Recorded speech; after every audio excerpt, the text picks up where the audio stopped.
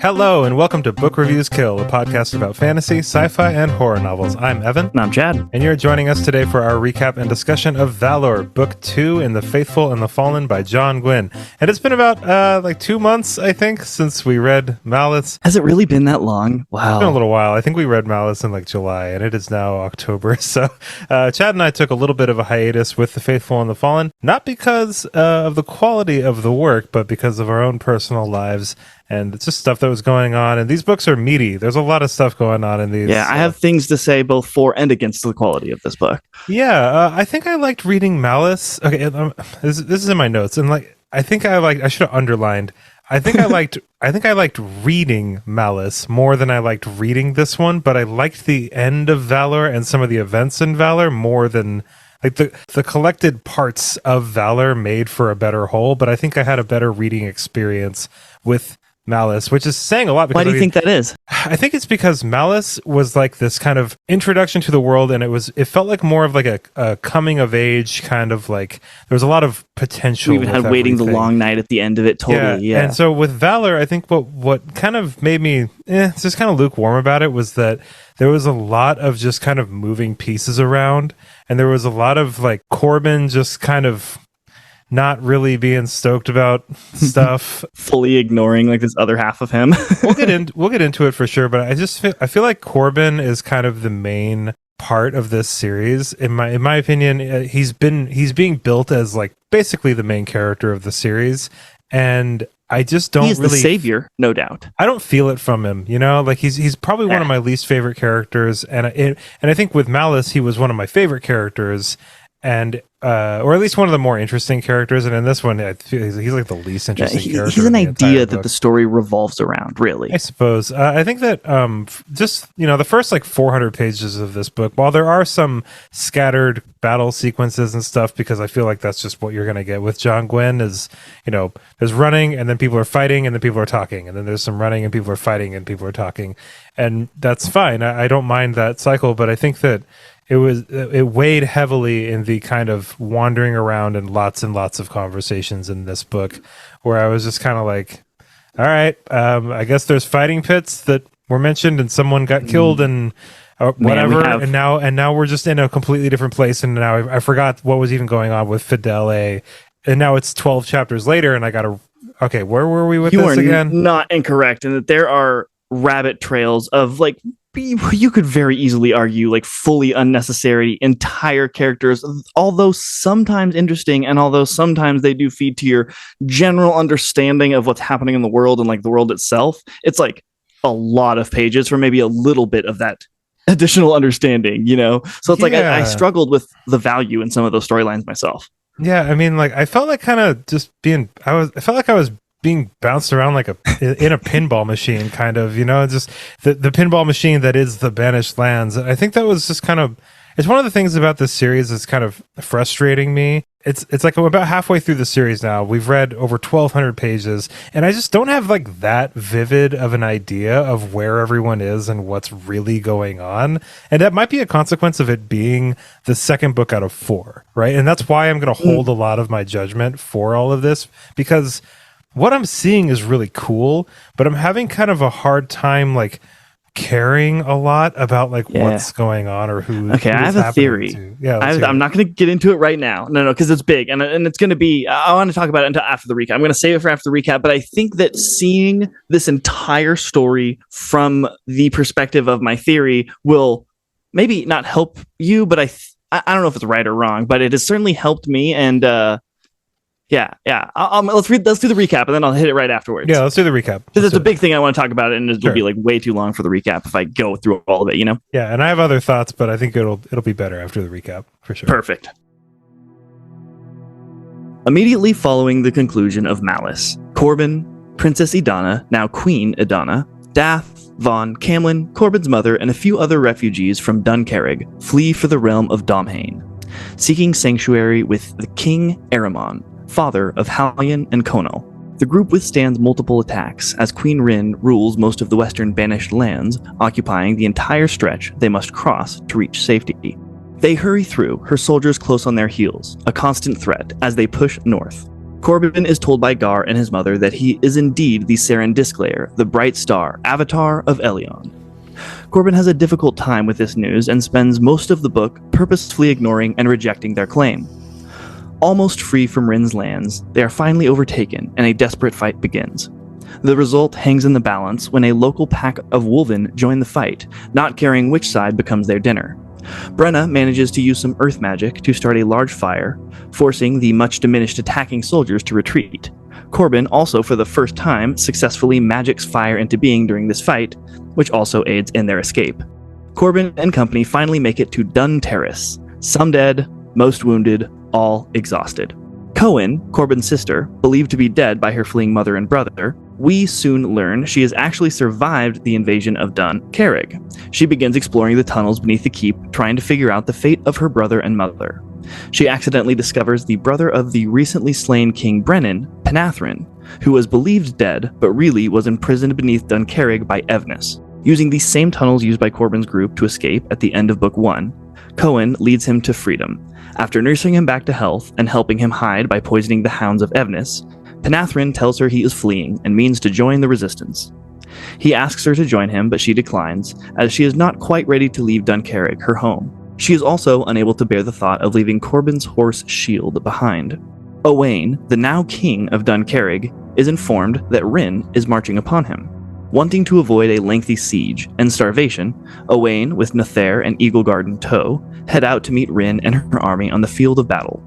A savage and complicated fight begins. Odds are initially in Owain's favor, as he has more troops, but the odds quickly reverse as Evnis betrays Owain and joins forces with Rin. Owain, fully committed to combat with Rin's main force, sees his rear guard has come under assault by a hidden army of Rin's now attacking their backside. His forces are now trapped between both her armies. He tries to rally a few men, desperate to prevent Rin's hammer from meeting her anvil.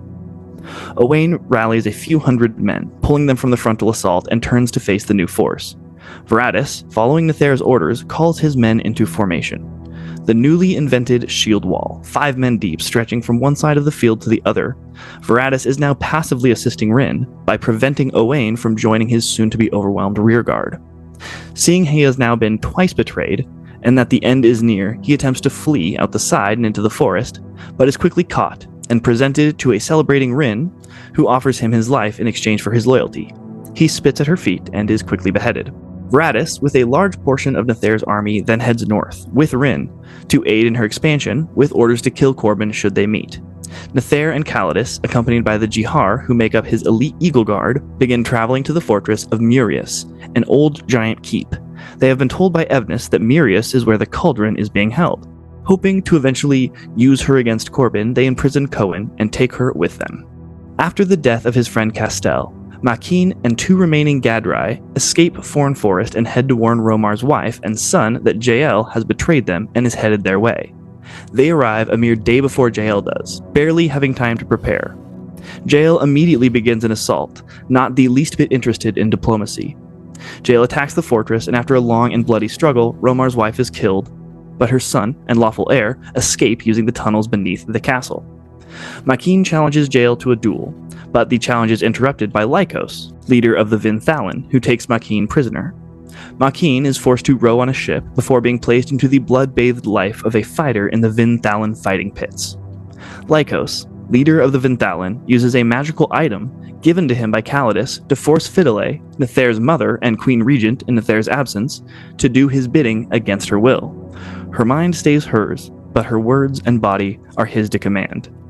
Lycos pronounces himself regent of Tenebrow, and takes an unhappy Fidele as his wife.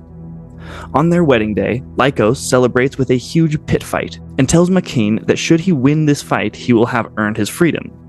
Once in the pit, Makin looks up to see he has to fight none other than his shield brother Orgul. Orgul has been separated from Makin and the other fighters a few weeks earlier, having made Lycos angry, and has been kept separate from the rest and subjected to regular beatings and deprived of creature comforts and regular food. Bent to his breaking point, Orgul whispers to Makin to kill him and free himself.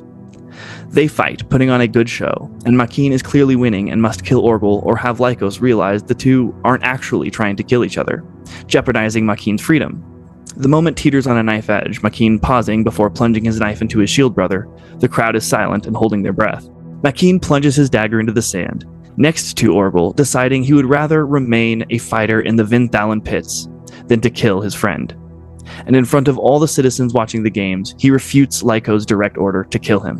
Lycos' men hurry in and start attacking them both. Side by side, they cut their way to an enraged Lycos and manage to sink a blade into him, but not before Orgel receives a mortal blow and dies, telling Makeen to take his freedom and get revenge for the both of them on JL.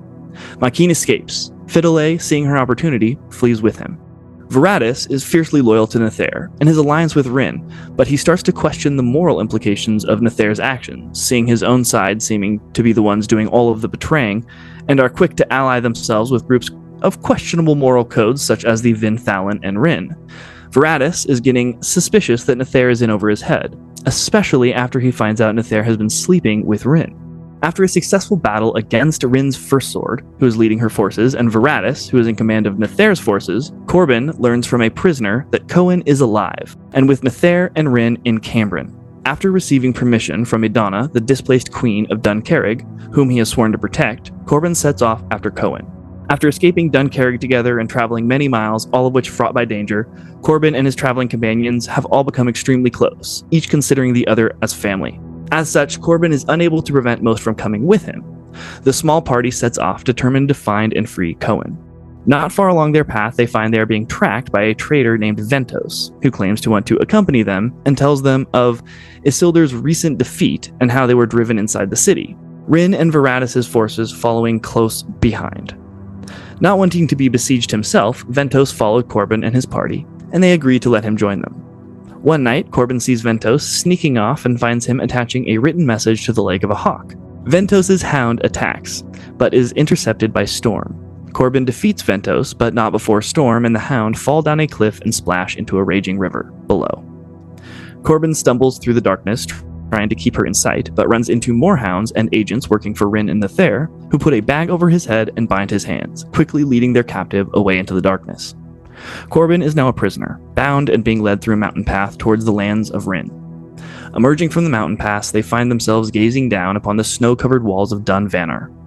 Without warning, Storm again attacks the small party. She is quickly followed by the rest of Corban's friends, and a desperate fight begins. During the struggle, Corban is led away from his battling friends, and though he tries to escape, he is thrown over a horse and knocked unconscious. The arched gate of Dun Vanar and the banging of its closing doors are the last thing he is aware of before blackness takes him. Many years before the events of this book, a faction of Jahar, warriors sworn to protect the Serendisc lair in the God War, left the hidden city of Telasar, their home, to seek out the Serendisc lair. They were led by Michael, who is one of the Ben Elim, an angel of Elion who appears to be human.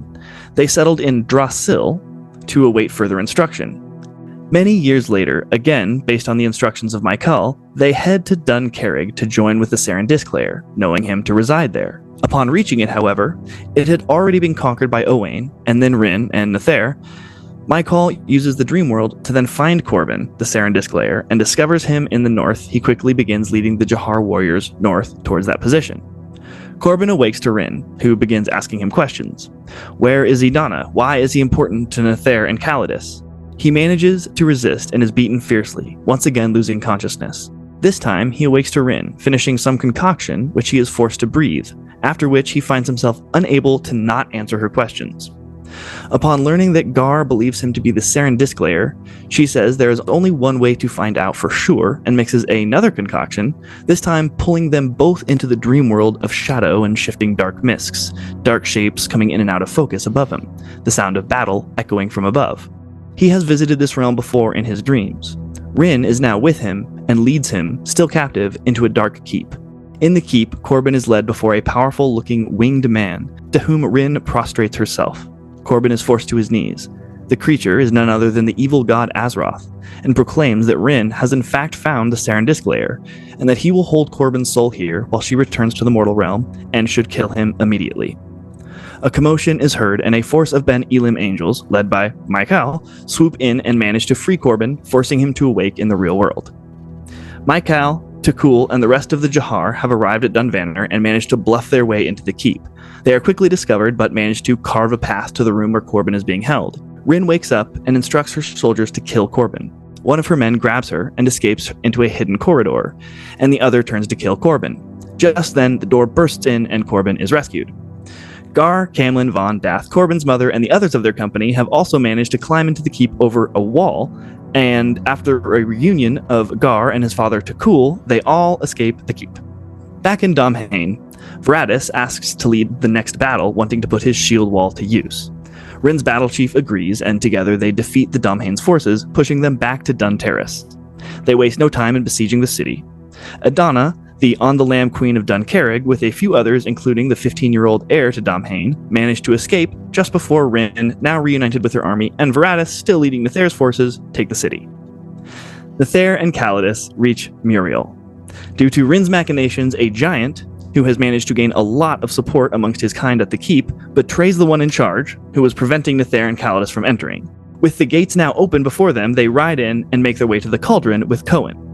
Nether seems to question Calidus' relentless drive towards the cauldron, and doesn't seem to be pleased when Calidus finds the cauldron and immediately sacrifices a giant, slitting his throat and dumping his bleeding corpse into the cauldron.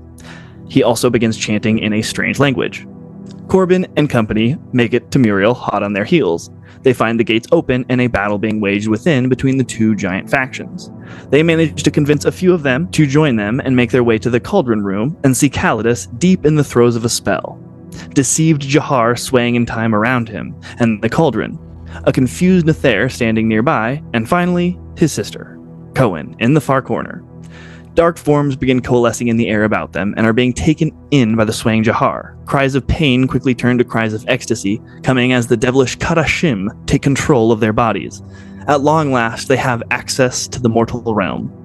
Michael screams to get the Starstone Axe, as the cauldron is only able to open a portal for the Kadashim by using the axe's power. They succeed, scooping up the axe just as Corban and Cohen find each other, relief flooding through both of them. Michael rallies all of them out the door, and they begin a mad dash from the keep. Once the axe gets far enough away from the cauldron, it explodes, which immediately banishes the recently arrived forces of Azeroth back to the spirit realm. Calidus' enraged screams chase them as they run from the room. Having found Cohen and having prevented the forces of Azeroth from manifesting in the mortal world, Corban, Mother, and the now reunited Cohen and the rest of the group hurry to leave the besieged keep. During their flight, they meet resistance, and Corban's mother is killed. Corban and Cohen manage to get away, and the book ends with the forces of good momentarily successful stopping Nether and Calidus, but fully aware of Nether's ever-growing power as he takes over more nations allied with Rin. Though uncertain of the future, Cohen and Corban are happy to be reunited once again, and set off to rally the armies of their allies, knowing that only united will they have any hope of defeating Nether and the evil god Azeroth. Wow, I mean, as someone that dabbles in writing fantasy books, this is how did you put all this? There's so much going on here, and it's a pretty straightforward story. You know what I mean? There's just so many of them occurring simultaneously going on right now. Yeah. So I think that my favorite part of this whole book was Makeen. I think Makeen is my favorite character. He had the most interesting story. Like every chapter, when I turned the page and there was a Makeen chapter, I was like, oh, hell yeah. Oh, really? I was the Camlin guy. Really? Camlin was pretty cool. Yeah. I really like that chapter where Camlin is just kind of like bumming out, and he's just like, what am I supposed to do now? Like, nobody even likes me. And then everyone's like, hey, aren't you coming? Like, we all fucking love you. And that was a really cool chapter. I like that one a lot. Yeah. Yeah, and I say Camlin was my favorite, but and let me talk about what I think this book fully suffers on is like, he was my favorite, but I should have liked him a lot more. I didn't really feel this familial connection between the whole Corban, I didn't really feel it either. Camlin, yeah, because I wasn't buying it. We didn't have enough time with those characters because we're all over the freaking place. But like, it's there, and it had to be told to us because there wasn't enough time for it to be shown to us, unfortunately. And this is not me telling you, because I know you're listening, Mr. Gwynne, to add more pages to your next book. This is me telling you to add less characters because, well, okay. This gets me to there's so many characters. There's way too. Go ahead. Okay. Because this might explain some of it, and I don't know if this is real. This is right or not. But I think this entire story is for the sole purpose of setting up what I have come to term battlegasms because Go it on. takes a lot of people and our knowledge, intimate enough of each one and their motivations and where they're from and what they're all about and their emotional pulls and all these things, and us in order for us to experience his battles the way we do. His battles are amazing. They're really good. Amazing. Yeah, it's his strength for sure. Yeah, and I think that the entire story is in place to set up these battles so that we can have like these 4 or 5 factions and forces occur, these really high level strategy things happening, and us to get the emotional impact and literal impact on the actions within the battle. Like, we get it, and he explains it all. And so if you kind of look at the story through the lens of like just trying to set up these huge battles, you have to have this many characters, even though it's really like it makes the rest of the story absolutely worse. But man, those battles are so good. Like, in writing this recap, I went through and reread a lot of the books just to like freshen myself up with it, and I reread a lot of the battles. They were so good. Yeah, the strategy behind a lot of them is very, very well put together. I mean, they're very exciting battles because I feel like he has his characters kind of like, like that scene in Saving Private Ryan where Tom Hanks is kind of shell shocked on the beach and he's kind of just like looking around and that stuff.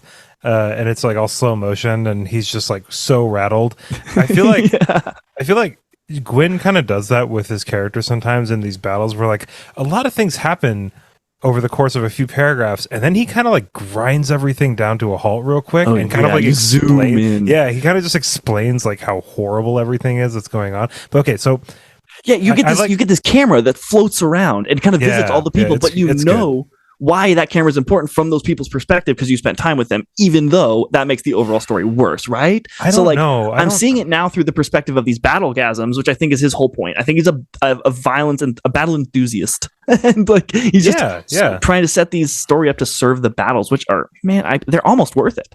See, they're so good. I think that maybe I'm having a difficult time really kind of like collecting my thoughts on this book because we're halfway through a 4-book series.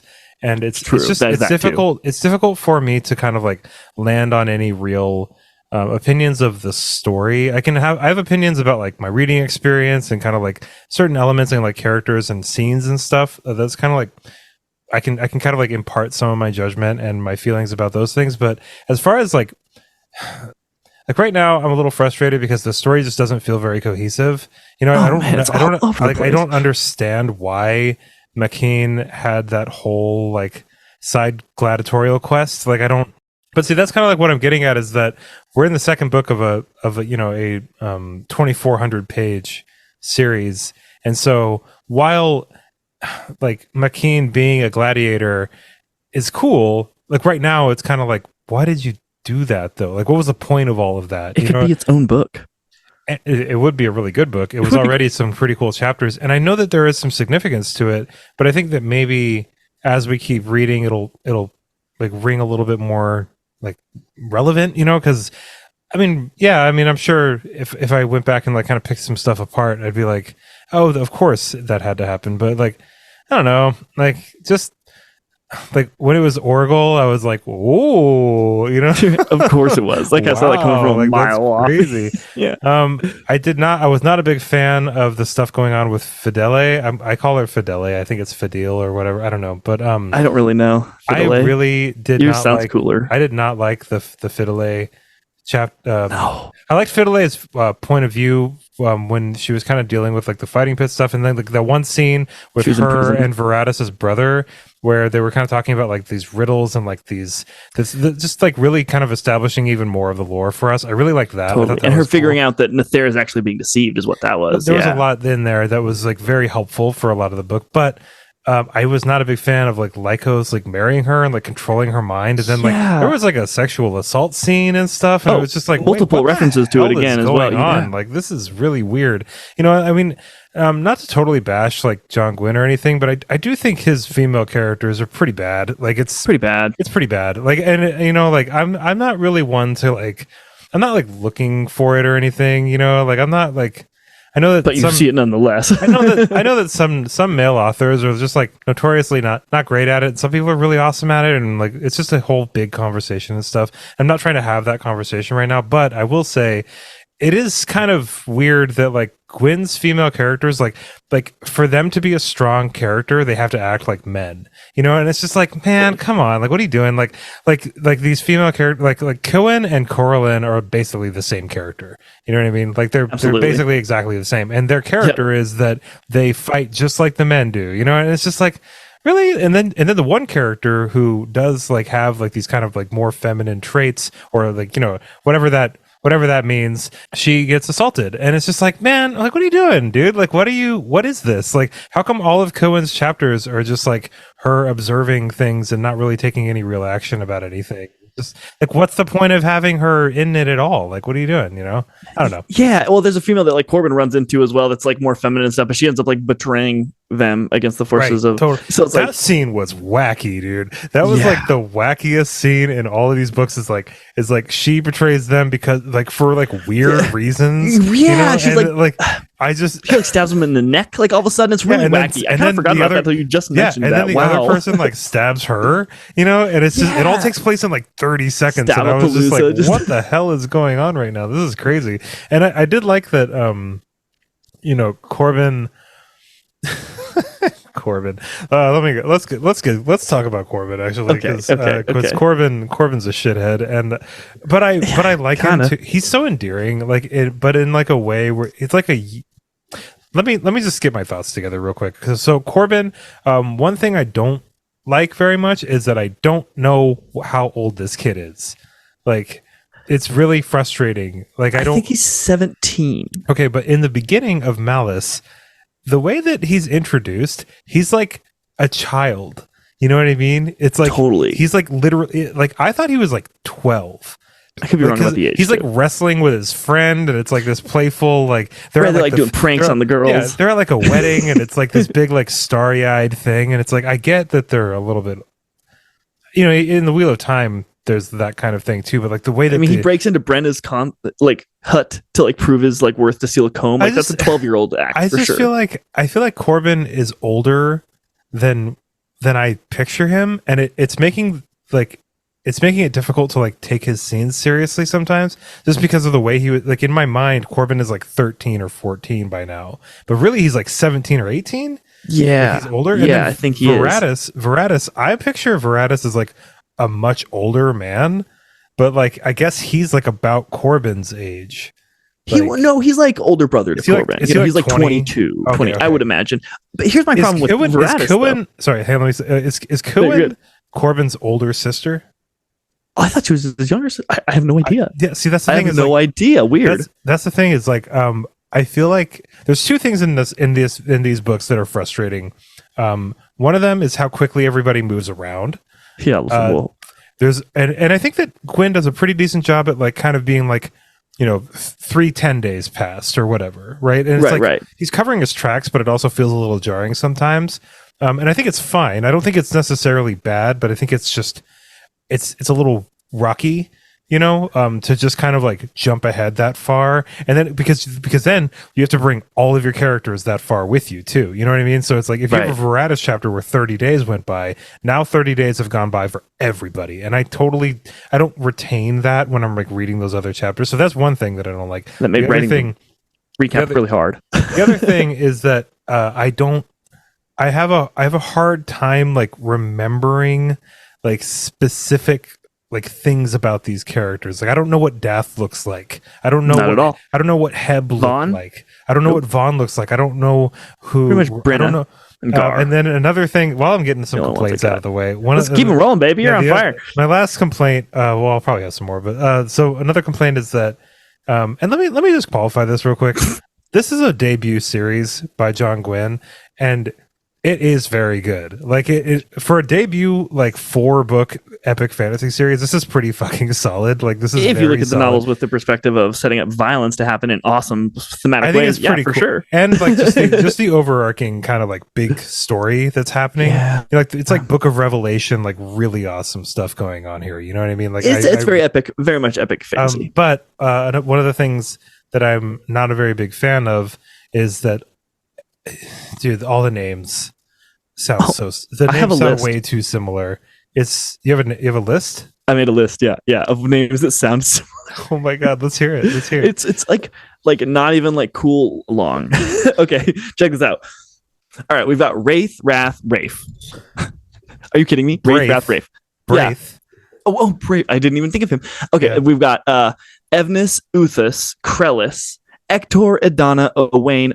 Here's the M's. This is terrible. Marek, Makin, Michael, Makeen, Morkant, Corlin, Cohen, Calidus, Castell, Corban, Camlin, Connell, Corrant. Are you kidding me? Yeah. Are you kidding me? No, like Connell, Camlin, Cohen, Corban, Corlin, like that, dude. It's ridiculous. It's pretty. Even Azroth and Elion, the gods' names sound kind of similar. I think Azroth and Elion are good enough. They're separate enough. Yeah, but okay, it's not even just the names though. Like you have like the Hunan giants. We have a character named Hellion. You have like Gathgar, Dar. Like man, you have like these Vinthalans. You have Dun Carreg, Dun Terris. Like there's a lot of things that sound really similar in these books, and there's really a lot difficult. Of them. Yeah, I mean, I think that's one of the things that so it's like the naming and then the distances. Like I mean, like they go up to Amirius from Domhain. They go from Domhain to Benoth like really fast. Like really, really fast. Yeah, it takes like, forever to get there, but then they're like in Rinslands like immediately. Well, they weren't in Rinslands. No, I guess they were. When they're done, it had become Rinslands or whatever. But so like, exactly. Occupied. Those are just kind of like, I mean, because at the beginning of the episode, I kind of mentioned that, I was just kind of having a hard time creating kind of like a vivid picture of all of this in my head. And I think that Gwynne, while he does tell a cool story and he does have some pretty compelling scenes, I don't think that these characters are distinct enough from each other, and I don't think we're spending enough time with these characters to. Yeah, this is not a character-driven story. Like, there's no Tyrion Lannister in these books. There's no, you know what I mean? There's no Sansa Stark in these books. Dan, like, whatever. Yeah, Dan Glokta. There's no Kaladin. There's Karsa Orlong. Yeah, exactly. Like and I'm not saying that like that the book is bad because of that or anything. I'm just saying it's difficult for me to like think about these when I'm not reading them and be excited. It feels a little bit more like work. That's well said. Now than it still feels really engaging when it's engaging, and like I said,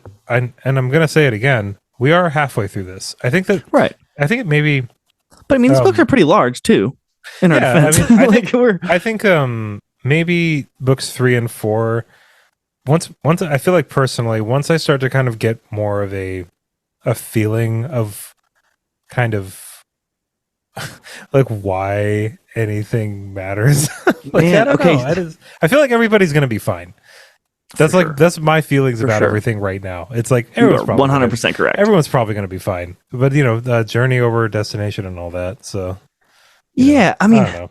Like I said, it's really aided me. Like literally, it's funny too, but like it has literally aided me to see these books through a bunch of different ways that are necessary like storylines to know in order to set up these spectacular battle events. I really think that's the culmination of the book, because I just like kept asking myself so many times, like, why did he water his story down so like it's obviously too many.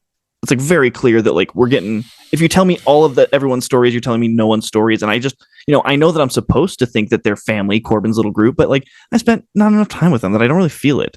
And so I'm just, me personally, I'm kind of helping me, I think. It's just kind of looking at through like, these are all like things I need to know about in order to set up the proper level of understanding, in order so I have the proper level of understanding for these like spectacular strategic battle clash events, because that's helped me, I guess, maybe not lose some respect for it, because there's just so many, it's just too many, it's just like I wouldn't be able to understand it. Like I said, writing the summary was like so difficult, though I'm glad I did, because it did help me kind of re-understand everything, but I shouldn't have to research a fantasy novel. I mean, well, we'll talk about that when we're reading Malazan, you know what I mean? Man, like I got Malazan a lot better than Malazan, you don't have to understand everything in Malazan. That's not supposed to. That's a fairly fair point, but I mean, I think that it's like I have so many mixed feelings about things, right? Because it's like, I'm reading this book and then Torquil gets introduced, and I'm like, oh my god, man, we're like 400 pages into this book. What the hell are you doing, dude? Like, why are you guys, Dad? What's up? But the Torquil chapters were pretty cool. Yeah. Like they were Right, pretty. they're all cool. Yeah, like I know, and so it's like I have really conflicting feelings. Like, I mean, it's the second book, man. Like we'll know more about how I feel. Yeah, later. it's a 4-book like, series does evolve differently too. I think so, and I mean, I think that Gwynne is telling the story the way he wants to, and some of it's really working for me already when I don't know a lot about what's going on. I mean, there's some stuff I really want to know. Like one thing in particular that I really want to read is I want to read Varatus finally realizing the depth to which he's been fucking up. You know what I mean? Like, because Varatus personally is my favorite character in this whole series so far. I think he's the most complex. I think that he's, I like being in his head the most out of everybody. Man, Fully agree. It's gonna like Camlin's like an old dad, but Varatus is fun. Yeah, man, Varatus, it's gonna ruin this man. Oh, it's gonna wreck him. That's like one of the things that I really want to read, and I think that Gwynne has been really. I think he's gonna deliver really well. Yeah. Okay, I got a question. Varatus. Sure.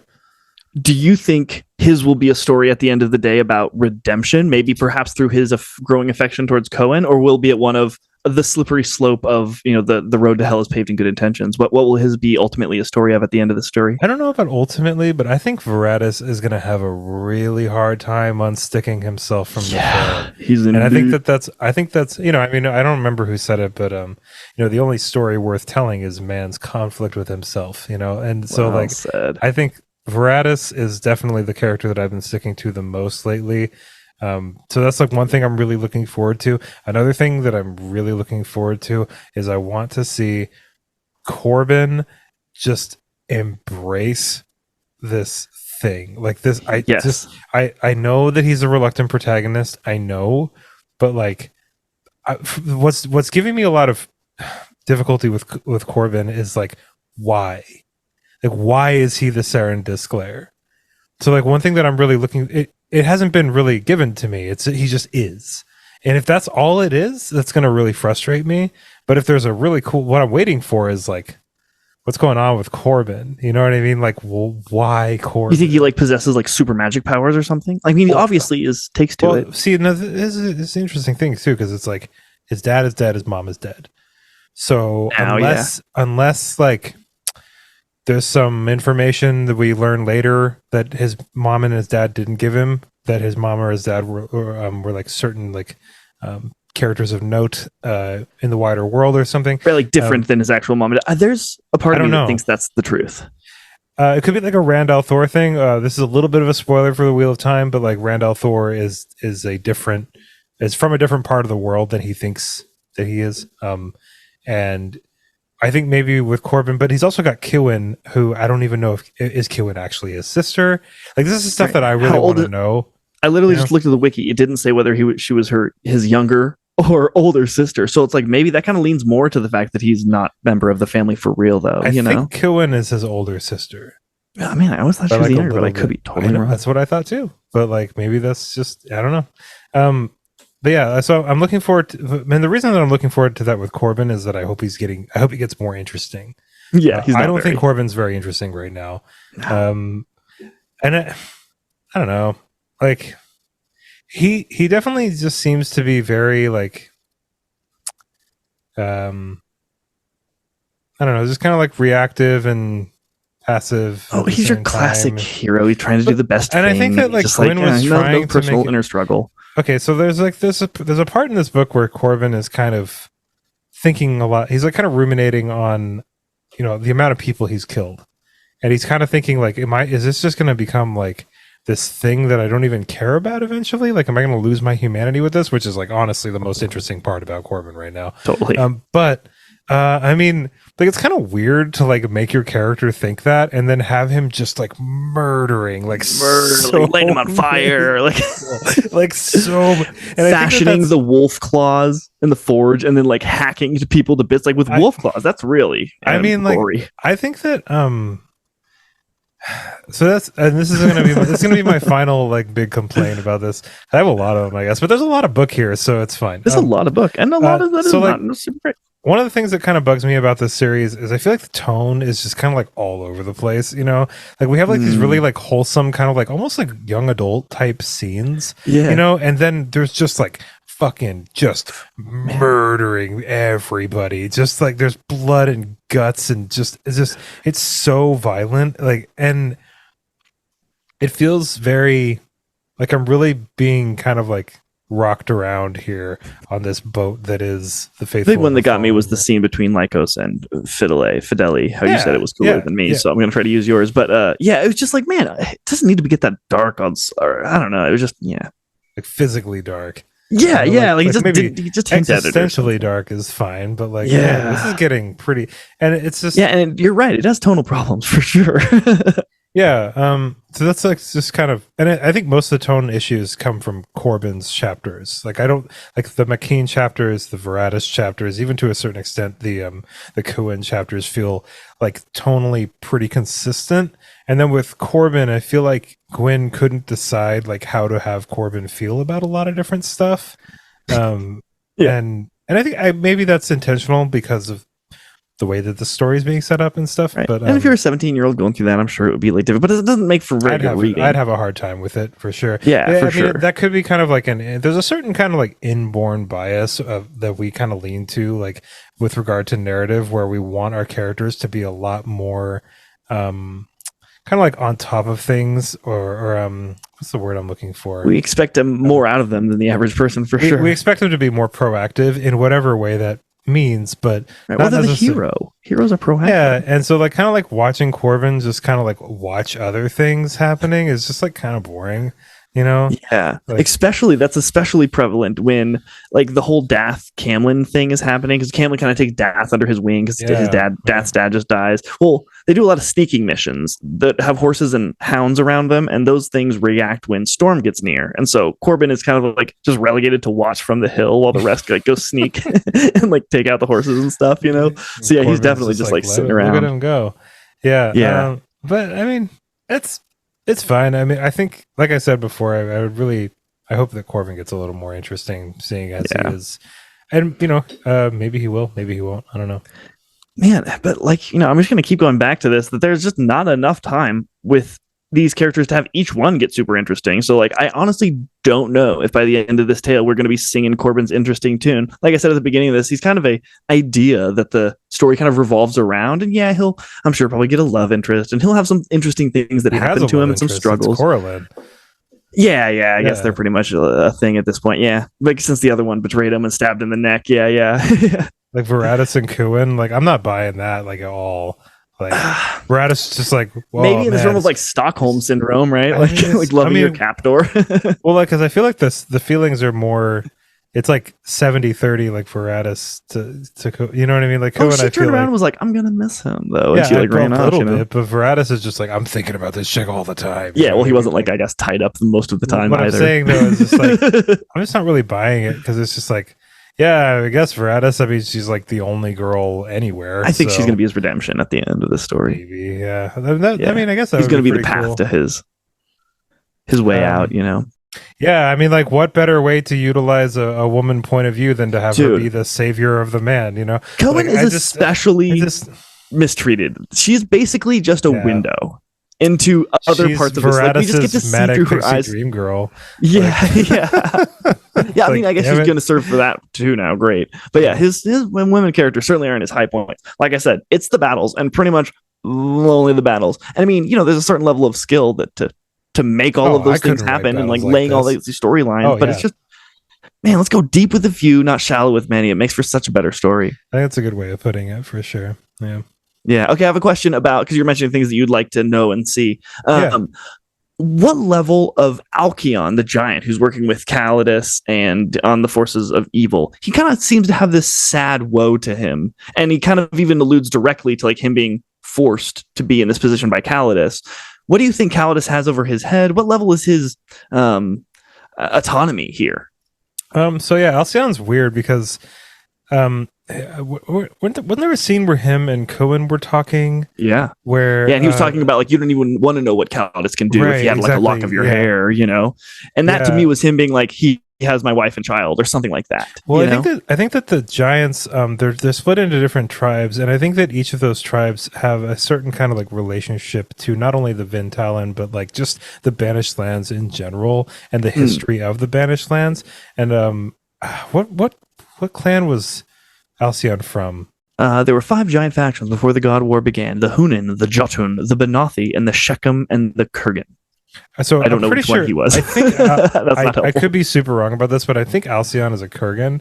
That rings true. I feel like that conversation he'd mentioned. I can't remember. There's so many conversations, but I do think I agree with you though. I think that Calidus has something over on Alcyon has been really like a very like grounded emotional presence through a lot of what's been going on around Calidus. He's Kurgan. Oh, hey, cool. Yeah. And so I think that, and I think Veratus in his own way has kind of like gravitated toward Alcyon because of that. I think Totally. Cywen has gravitated toward Alcyon because of that. But yeah, I think there's something going on. Like Alcyon's not there because he believes in this cause. At least that's my opinion about Which it. is cool. If it just like kind of the brings forth to the fore the like weird like not like with this story, right? It's like that's a cool thing. Like that's a cool character element. That's complicated. It's fun. It takes a little bit for you to figure out and chew with. You know, you like these characters, but they're doing bad things. What does someone have over them? But like we don't spend enough time with them to like ever care or like get deep with any of these topics, you know, because these are great things to have in your story. But if you just like hint on them, then it's like they're not really in your story, you know, like. Yeah, no, I mean it's in there. It's definitely in there. I mean, I think I am interested, but more to see how the final battles will play out. Yeah, I mean, I think that the series has a lot of potential to keep. I mean, I'm still excited. Potential, it certainly has. Like, it's so funny, man, because like the first like 300 pages of this, I was just like, "Ooh, like I don't know what the fuck is going on. Like this is so much." But then in that last like 100 pages. I was so glued in. I read that last 100 pages in like an hour and a half. I was just so excited about all of it. And then the ending made me pick up the third book immediately. And I had to remind myself that we had to wait until the end of this episode. Yeah. But I had that third book on deck because I was just like, I read the first chapter. But did you? Yeah, it's a pretty cool first chapter. Is it cool? I'm not gonna lie, yeah.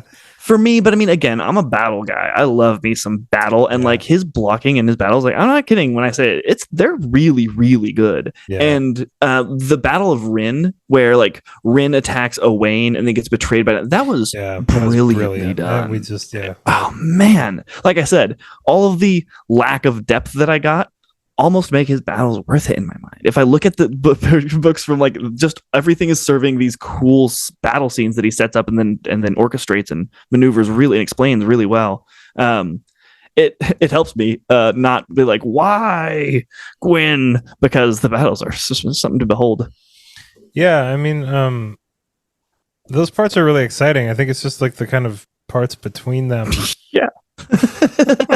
For sure, 100%. That aren't even bad. They just they're not bad at all. Like I mean, it's just there's too many of them. There's too many. Yeah, and this is all obviously just mine and Chad's opinion. You know, I think that when I first started these books, a lot of people told me that these were like their favorite fantasy books in like years, and it like got them back into reading and stuff. And I think that's so awesome. But like, I think also. Personally, like right now, for me, I'm kind of like a little fatigued with epic fantasy right now.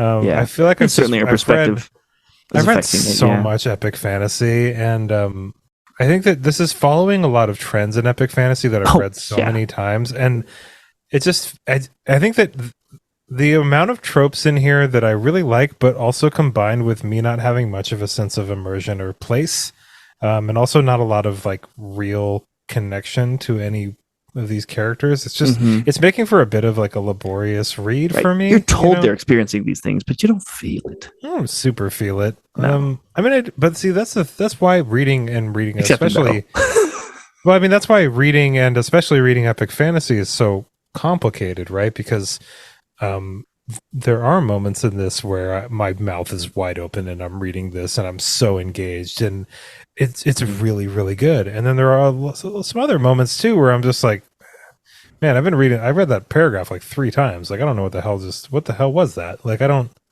okay, I guess. Sure. Yeah.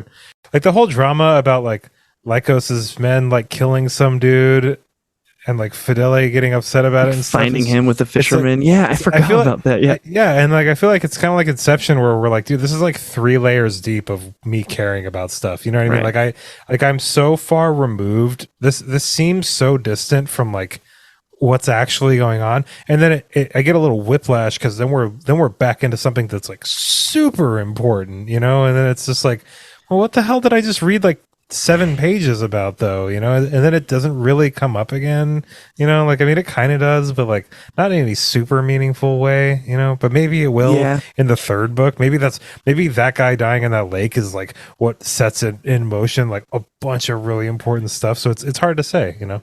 I think he wants us to understand Makeen and Fidele and how they got to their current state of like on the lam from their own empire, because they're going to like find a bunch of forces loyal to them. They're going to start a little faction of warriors, and like them and knowing them and their motivations and things will serve a giant battle that they join at some point later in this book, guaranteed. Like they will get some forces around them, and that's why it's important to me, at least, because I just don't understand why you would put so many characters, good ones too, that deserve like lots of pages to be told their story, because it's like complex and interesting, but like not in just one bite of the chocolate cake, and then I never, you know, it's not enough, you know. So I'm all in on the battle side, and I'm super here for it. I think that's why I like the Makeen chapters so much, though, is because, you know, like we start in Foreign Forest and like everybody's dead, and then there's like this creature that tries to kill them, and they have to escape, and then they're on the run, and then they find this other king, but then somebody murders that king like right in front of them, so then they gotta run to this other castle, and then the castle's being besieged, and then they lose the battle, and then Makeen, but he wins because he can't be defeated. But what I'm saying, piles around him. I mean Makeen's super badass, but like it's just, I feel like with Makeen, there were so many parts where I was like, "Whoa, what the hell? Like that was crazy." But then you go read a Corban chapter, and it's just like they fought a battle, and Heb died. Who the fuck is Heb? Like, okay, and that not only that, Heb died, and Brenna is super upset about it. I didn't really know why. Well, that's cool. And then like Corban, were they doing magic together? Was she his like magic buddy? Yeah, I think. Okay. I wonder if they were sleeping together. I can't. Like, she was really upset. She was really obviously upset. You could be pretty upset even if you're not sleeping with somebody. Right, good friends, I guess. But yeah, like that was. I feel like with Corban, I was being told to feel a lot of feelings. Yeah. Instead of like really being in there with him. Right. Edana, like first in her shell, and then eventually she kind of blooms into the queen. But like that whole thing is like so watered down with everything happening. Like it's so little told us about that, her being like kind of shy, and then her being like kind of taking the stand and being like the queen she's supposed to be at the end. Like there was an arc there, but man, it was watery. I wish we would have had Edana chapters instead of Corban chapters. For sure. I feel like Edana would have been like Edana's dad just died. She's got this huge responsibility on her shoulders. The weight of this whole... Like, seriously, like it would have been like way more interesting to read about personally, but totally. Whatever. We'll read. Yeah, she's just kind of quiet in the circle. Well, let's read another chapter where Corban just like murders like 13 people. Dude, and then he, you know, throw in a paragraph of him feeling bad about it or something. Yeah. Questioning the morality. Yeah, dude, I don't know. I had to laugh at Varatus. He's so like funnily blind, right? Because like his party, True, is like betraying everybody, and like they're clearly the bad guys. Like if you just like stand back for a second and look at it, like Varatus, come on, dude. Like, I know that weird. I love that conversation he has with Nether. It's just like. It's like so embarrassing. Yeah. But he showed us his wings. So Angel, we're right. Even though all the stuff we're doing is super bad. And like, dude, you're like riding around on like a dragon that like eats horses and stuff. Like, you're clearly a bad guy, dude. You're sleeping with this queen who's been betraying people for like the last 6 months. The usurper. But like, okay, to be fair to Nether though, because I really like Nether too, and honestly, I wish we had some Nether chapters. Like I would trade. Yeah, me too. He's so conceited that there's no redemption there. He'll just believe like whatever. I'm still doing the right thing, even though I'm the bad one. Once he knows he's the bad one. Well, I mean, I think I agree with you. I think what I was getting at is that like you can't really blame Nether for you know, they saw, like, for lack of a better word, like an angel like materialize in front of them. Like yeah, that would be like rather convincing. I'd be like, well, What's interesting is Michael. But you've also seen him do other magic too. So like, magic. Yeah, but it's like that's like you start figuring it out after a while. I know, but like I'd be a little starry-eyed about that too. For sure. Like he did spread his giant wings and be like, "I'm an angel," like that was a thing that happened for sure.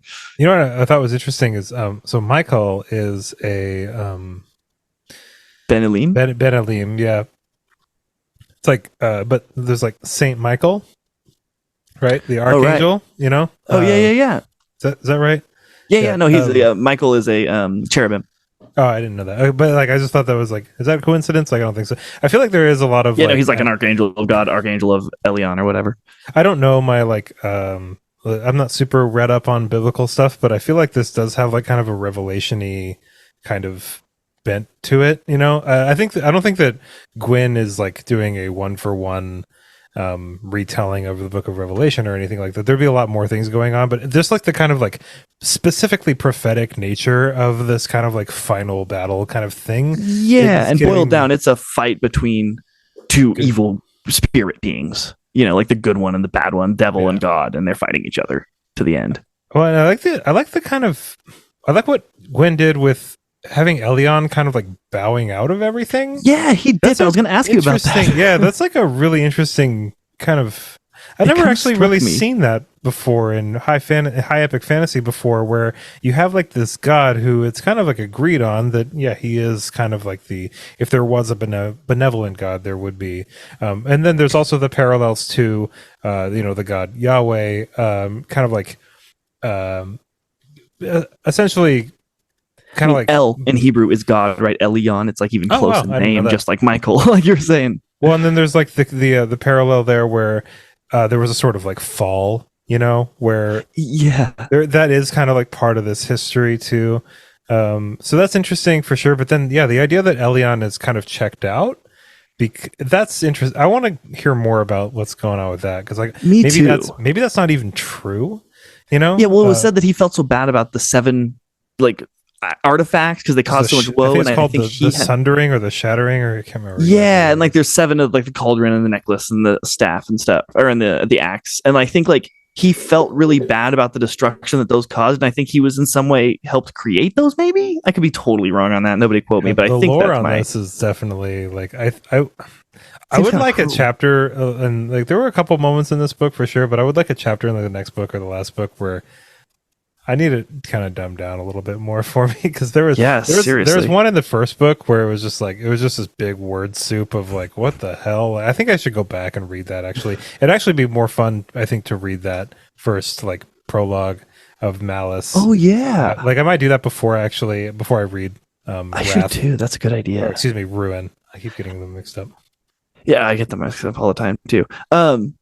Yeah. Well, it seems weird, right? Because you have Elion, who's like literally whispering in people's ears, though I think the majority of them are convinced they're like hearing their own inner consciousness or whatever. But like he's like actually talking to people. Azeroth. Yeah, sorry, Azeroth, the bad one. Yeah.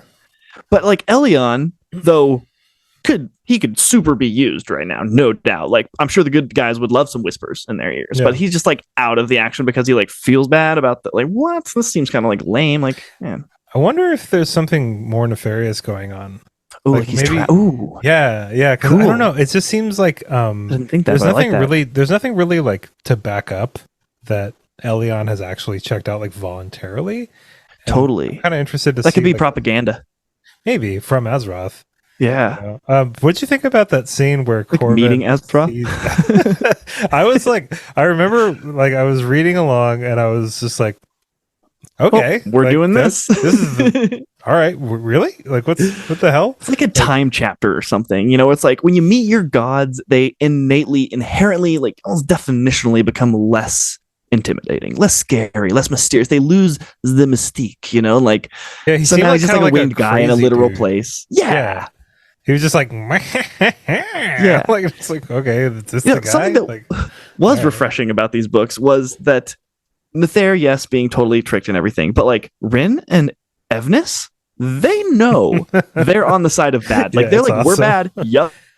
Well, totally Evnis, with it, which is rare, and I like that. So Evnis has his reasons, or had his reasons, I should say, and now he's just kind of like following. What was his reasons? He got with Rin like It was his No, wife. no, that was just to get the cauldron. He allied with Rin way long time ago. They were lovers way back in like their youth, and he like did this like secret like thing where he like promised himself to the evil god. Yeah, that was like one of the first chapters in Malice. Like but I think that was because it wasn't I don't know if it was because. Oh, you think that was for his wife?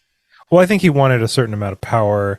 But like with Rin, it seems like she's like all in she's like into it. You know what I mean? She's like that one scythe in The Arc of a Scythe. Yeah, in the Arc of the Scythe. Yeah, the one who's just like all about killing, you know? Oh, Goddard. Yeah, Goddard. Yeah. It was just like he was just bad. He was just evil for evil's sake. Like no deeper reason. Like He just loved killing people. That was another thing that kind of bummed me out about this book is that I really liked Evnus in Malice, and he had like one chapter in this book and just kind of got pushed off to the side. I don't really know where he is at the end. I think he's still at Dun Carreg. Think so? I think so. Yeah, because he tells Mithair and Calidus that the cauldron is in Muriel, but I don't think he goes with them. I think it's Murius, not Muriel. Oh, you're right. It is Murius. My bad. Oh, yeah. I want to correct that actually because the whole recap you were saying Muriel. Oh, dude, I even thought that. I was driving in the car today and like I was listening to some books on tape because there's a few questions that I had in my recap to make sure it was right. And I remember hearing it and being like, I need to change all of those. And I didn't think about it again until just the second. Sorry, guys. Did you notice that at the end of this book, they're looking for a cauldron, just like in Akatar?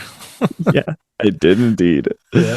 Yeah, there's say what you want about the epicness of this story. There's there's not a lot new under the sun here. It's put together in an interesting way, and like I say, the battles almost make all of the bad things that we're talking about like worth it. Like almost in my mind, I might even say they do because they're really darn good. But like, like I know that for a lot of this episode, I've been kind of like complaining about stuff, but like, and I've been reading about battle. I am really motivated to keep reading these. Don't get me wrong, listeners. Like, I have read a lot of epic fantasy in my day, and this is nowhere near bad. Like, this is nowhere near. Like I really. This is good enough for us to read it and complain about it. Oh yeah, no, yeah.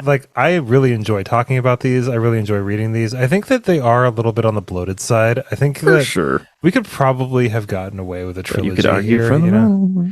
But see, that's the other thing too. Is that I've been thinking about that a lot too. Is like as I've been writing and stuff, and kind of like creating my own stories, and just like reading a lot of other people's stuff. Is it's like this is the tone and the pace that this writer wanted this story to be told at.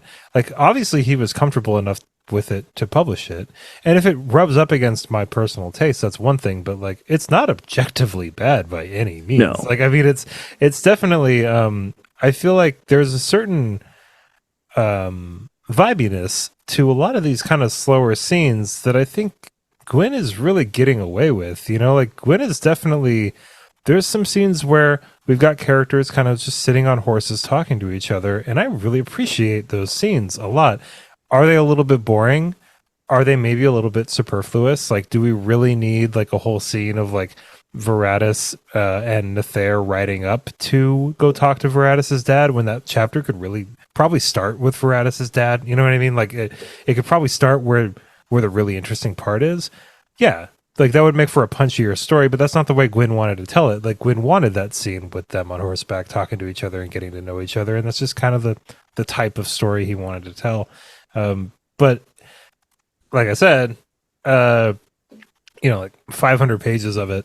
It's just like, woof. But like Chad said, though, we get those sweet drizzles of amazing battle sequences. Man, they're real good. Here, and they're pretty frequent too. Like I can think of 3 major troop movement scenes where we have 2 huge armies, one defending a city, and then we have the one where Corban does like the wolf strike to get fear in them before they rout them the next day. That was pretty cool.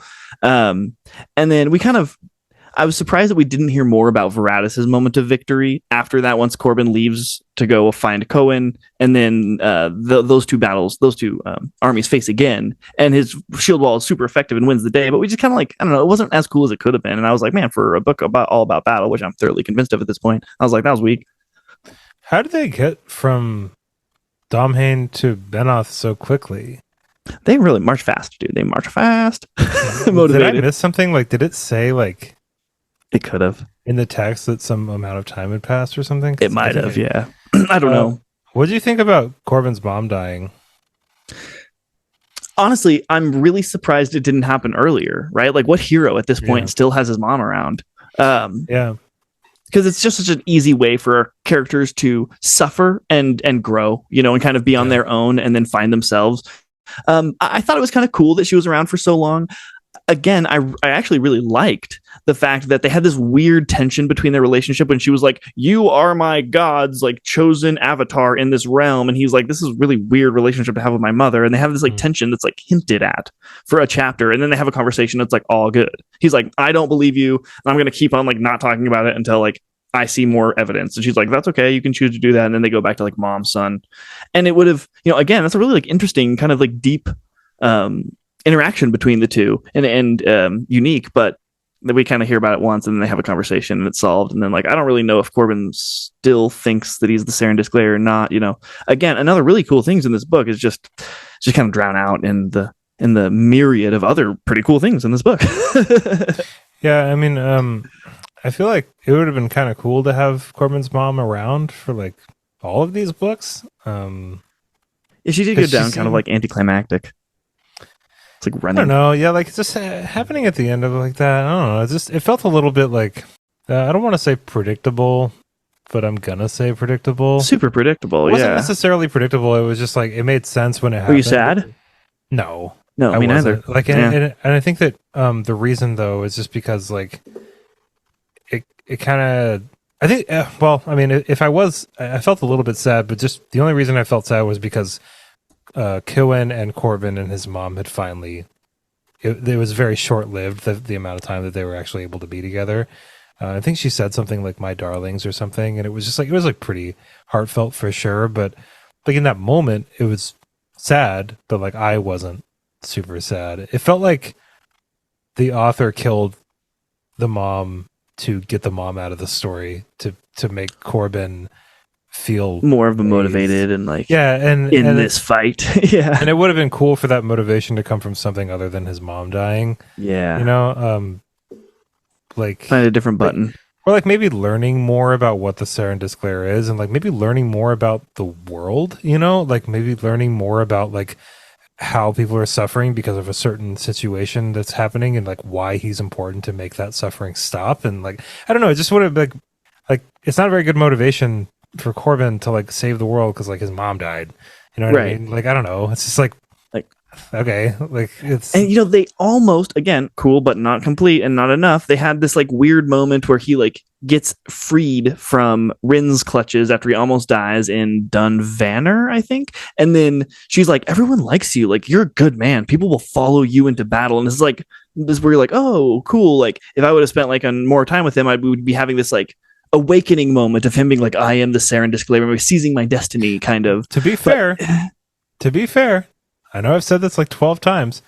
There's 2 more books. True that. You know what I mean? And I think that like as we kind of start wrapping up here, because we want to keep this episode pretty short. I could keep talking about Battle for a long time. Yeah. But I think that to wrap up, I mean, like it's very important that everybody listening, like, just remember, Chad and I are kind of like, kind of raking this over the coals a little bit, but it's because like there's 2 more big giant books that are I feel like I'm being pretty complimentary. The battles make it almost worth it. I'm saying like it's almost worth it to read these books of the battles. That's crazy. I'm just saying keep in mind that there are developments that will happen that might explain a lot of our misgivings with very this. true. You know what I mean? Like, and I try to, that's why like when people ask me if I like the King Killer Chronicle, I'm like, I think I do. I mean, like, it's not done yet. Like, I don't know how to like. It's hard for me to like really judge any of these characters because I don't know. Like, it's an unreliable narrator. I don't know what the hell is going on. Like, I don't know what anything really means because there's no conclusion to anything. So, like, when we are halfway through a series like this, just remember we could be wrong about like literally everything. This could all be in some kid's snow globe. Like we have no idea what's going on. The world is a mirage. Everything is fake. Yeah, like the gods that were just like 2 pigeons, and the prophecy got totally mistranslated, and everybody gets ice cream at the end of this. Like we have no idea what's going to go on. I bet if we try to figure it out, right, we won't. But I feel like if we were to sit down, like you and me, with our history of the reading knowledge that we have within us, we could probably figure out within like 5 or 6 like major deviating things. Like we could figure this story out from what we have right now. It's just I know how it's gonna end. It's gonna be interesting. Why don't you give me some predictions? Well, while we round this out, yeah.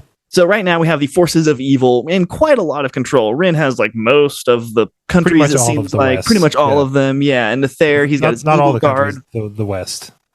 All the West, yeah, you're right. She doesn't have but the other ones like cities. aren't super rallied yet. So I think the rest of these books are going to be a series of skirmishes between the forces of good and evil, being led by like Makeen, like I said earlier, Makeen and Fidelay, Nether's mother. They will be leader of one force. You will have Corlin. I think she'll be the leader of a force. And there's Edana. I think she'll be the leader of a force. You'll have Corban, you'll have Corban, who is like obviously the leader of a force, and they'll be skirmishing with the forces of evil. It's probably going to get worse before it gets better, but I think at the end, a lot of the forces of evil will be convinced to fight for good, and they will turn the tide, and they will find redemption and also kill the evil, and everyone will, a lot of death and destruction will happen in the interim, but I think evil will die and good will prevail, and I think Corban will live happily ever after at the end of the story.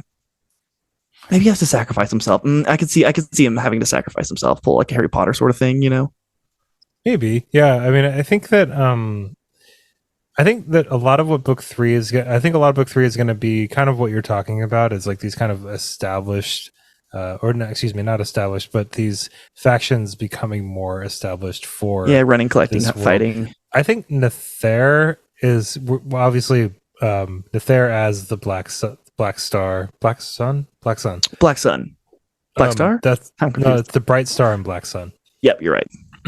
I just get it confused because there's a Radiohead song called Black Star, and so I keep wanting to call it that. But I think of Black Star like Most Def and Talib Kweli. That is a really cool album. Such a good album, man. Black Star album, 1 and 2. Whoa. Yeah. Anyway, Most Def and Talib Kweli.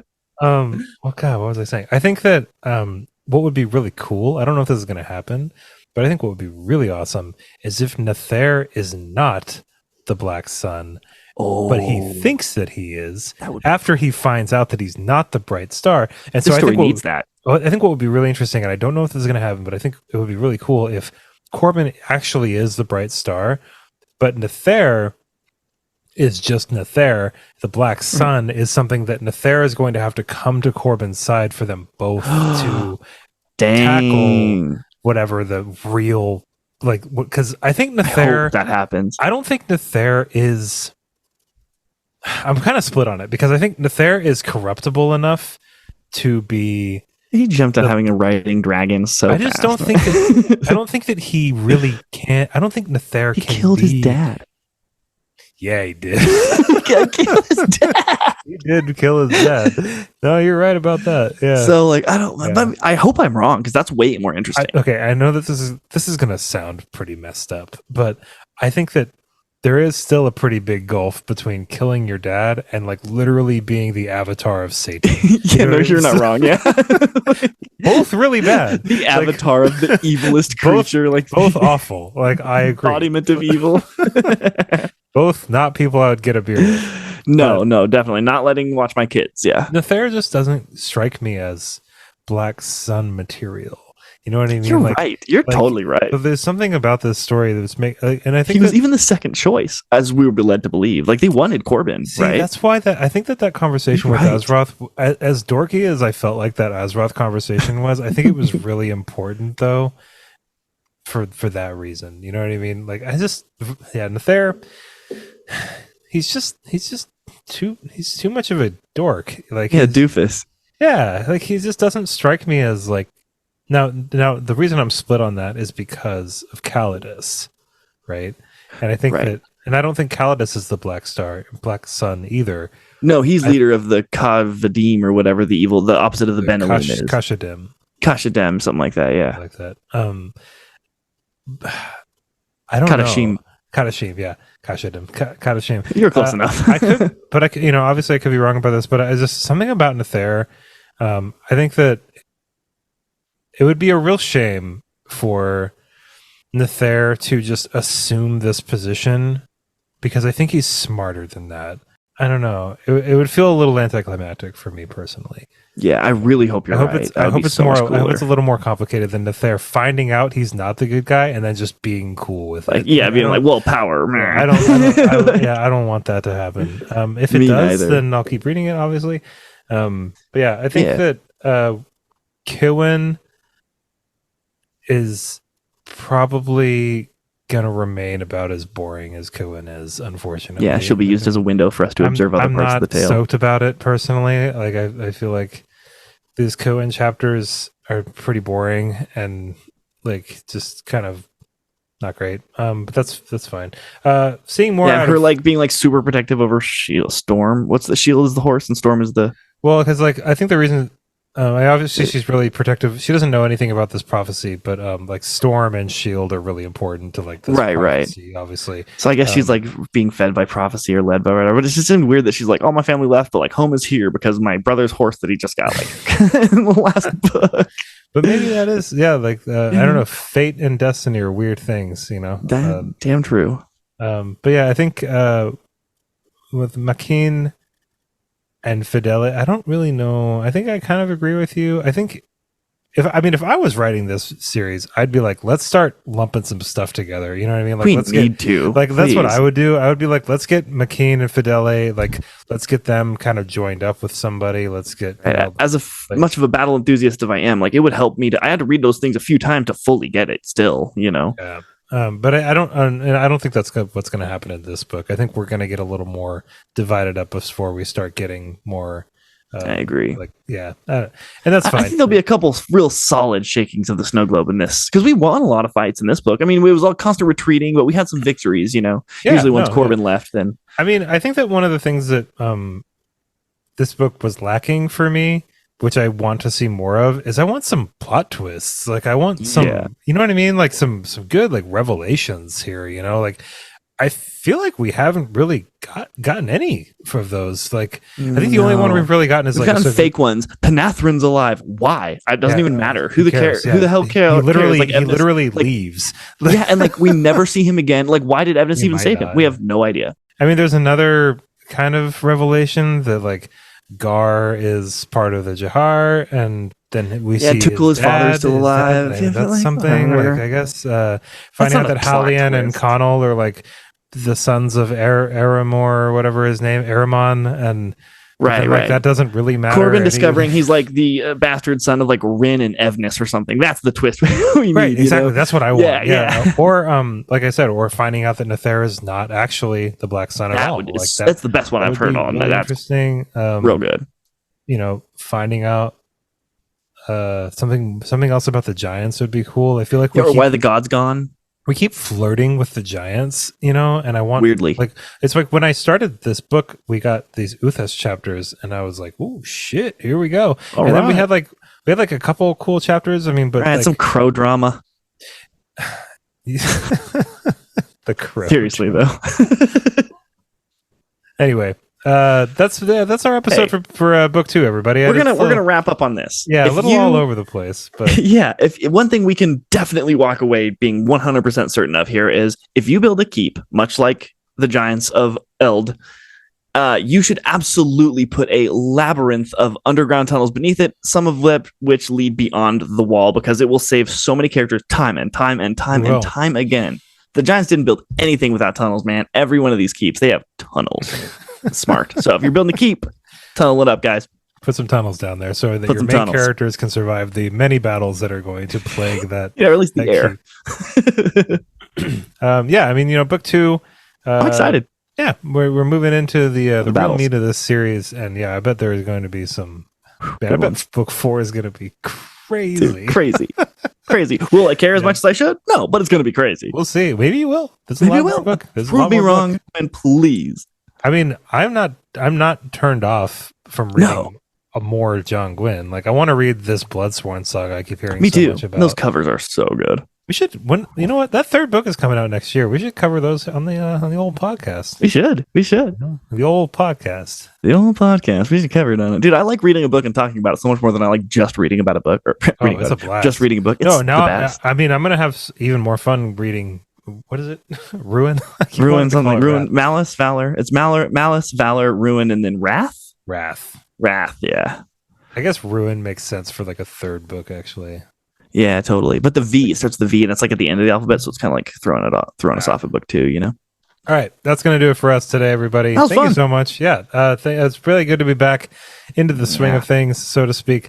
I mean, this is you're going to be listening to this days after we recorded it, so and maybe even years. You know, it's never unrelevant content. that's true. Yeah, people are going to need a companion to hold their hands with these books. I feel like there is no recap on the internet of this book, so there is not. So, and that speaks to exactly our whole point here. Go into the wiki and see how like scattered it is with the information it gives you. Writing this recap was a nightmare. A nightmare. We delayed this podcast twice, guys, because we were ready to record. I finished this book like a week ago, and we've been just writing the recap for like the last week.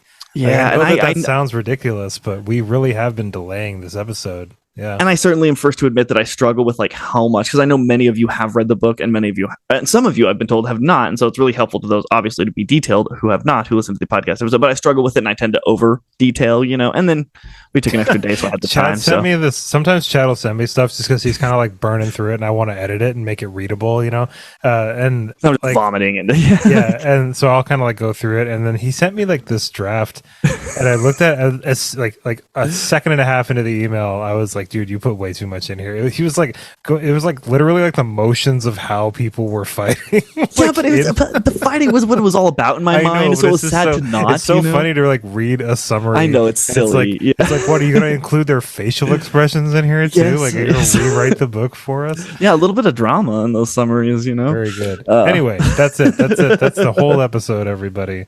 Love it. There will be no more episode in just a few seconds. Everybody, thank you so much for listening to this episode. Join us in a couple weeks probably for our recap of Ruin, book 3. Then we'll do book 4, and we'll have wrapped up a very large, very long, cool series.